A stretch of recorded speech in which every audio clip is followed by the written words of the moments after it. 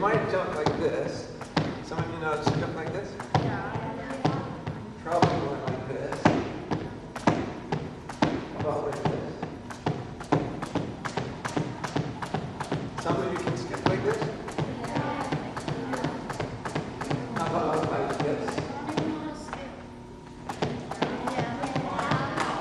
Yeah, sort of.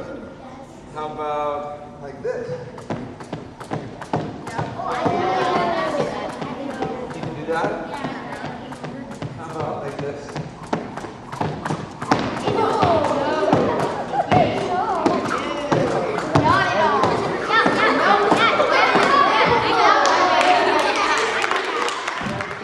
How many of you can skip like this?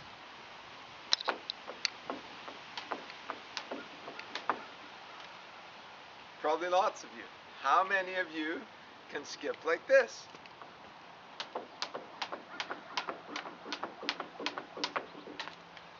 Probably lots of you.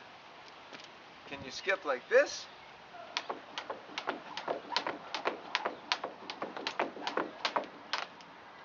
Probably quite a few of you can. But can you skip like this?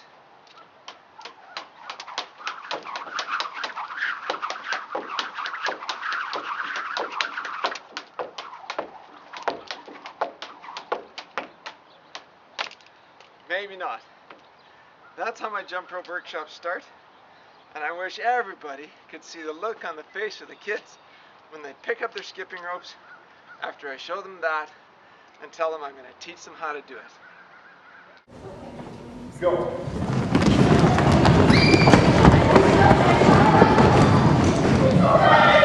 I walked into a school one day and the office administrator said, "Oh good, the skipping guy's here." And I asked her, "Hi, it's good to be here. What class are we going to start with?" She says, "Kindergarten." I said, "Great, kindergarten's a good place to start. How many students will I have?" She said, 80. I said, 80? 80 kindergarten kids? Yeah, 80 kindergarten kids. I thought, oh no, I don't know if I can do this.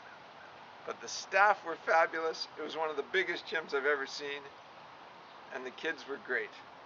With kindergarten kids, I start my workshop off with things they can do. Put the rope on the floor, have them jump over it, and jump over it, and jump over it. They get so excited about that and all worked up, but they really want to pick up the ropes. So I get them swinging the ropes like this, swinging them around their body, and around their legs. And they start to get coordinated, and around their head, and they go really fast, and they think that's a great time. And then I move on from kindergarten to grade 1, right up to grade 12, and I match all the skills that I teach to the abilities of the group. Once they get going a little bit, about grade 2, 3, or 4, I start to teach them one of these. It's called a pretzel. And they look at me and they think, "Oh no, I can't do that." But then I walk them through it one step at a time. Teach them how to put the rope down, how to put their foot over, where their hand goes, over like this, and jump it. And then I let them try. And that's the funnest part of the whole workshop on usually the first day for the older kids, because the quiet ones are back in the corner hiding, and the bold ones are up in the front. And they go like this, and they step over the rope, and they put their leg up, and they throw the rope over like this, and they say, "I did it!" And they're so excited, and they want to do it again, they want to do it again, and they want me to show them how do you get out, and how do you jump in, and it's just energy and excitement. That's the kind of program I want you to support. When I go into a class, or a group, or a school that is all boys, I have an extra barrier to overcome right at the beginning, and that's that it's a bunch of boys, and I'm bringing in a bunch of skipping ropes. Most of them think that that's for little girls. So I start off something like this. How many of you think that skipping is only for little girls? And a lot of them put up their hands, say me. So then I do something like this.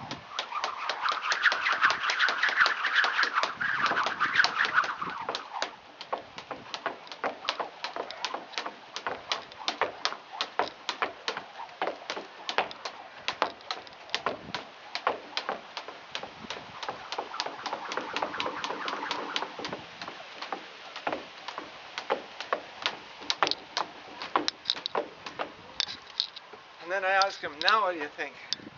Well, of course they want to learn. Then they want to learn this, and this, and this, and some basic stuff. They want to learn this, and then they can get to the big stuff. They know what's coming. They get a vision of it. And then I have their attention. It's a great workshop after that. They work hard, they get all sweaty, they just want to keep trying, and at the end of the class, they'll hardly put down the ropes. That's the kind of program I'm hoping you'll support us with so that I can get into more schools. See, I want to get into all the schools, and there's a reason for that. One of the reasons is because of the needs that it meets for the teachers. Teachers in Alberta at least have the responsibility of providing a 30 to 60 minute physical activity for the kids, connected with everything else that they have to do as teachers. That's a pretty big demand. It's hard to find something that will interest the kids and keep them active and get their blood flowing and their hearts pumping when there's so many other distractions for them where it's hard to get them enthusiastic about an activity. And you have to do something every day. Well, skipping helps to meet that need because it has such wide variety. There's really no end to what you can do with a skipping rope. There's individual ropes like this. You can jump in pairs with a rope like this. You can jump with a long rope and double dutch and on and on. You can do all kinds of things with the rope. That variety will meet the teacher's needs. The students, on the other hand, they're what you might call digital natives. They've grown up in a digital world where their senses are constantly bombarded with information. Many physical activities don't have that same attraction, so they don't get engaged in it to start with. But skipping has such variety and complexity that it helps to meet their sensory needs so that they can see and hear and feel and get engaged in the activity. When they first start, they start out with something like this. Well, it looks pretty simple, but there's a lot going on. Your feet, legs, core, arms, hands, head are all involved in the activity. Well, then add footwork of all kinds. Whatever you want to do, that increases the complexity. Then add handwork of all kinds. Whatever you want to do, that further increases the complexity. The kids get into it, they get engaged, their brain is engaged, their body is engaged. It's a great activity for them as well. Skipping has such wide application, such a wide variety of activities that meets the needs of the teachers and the students.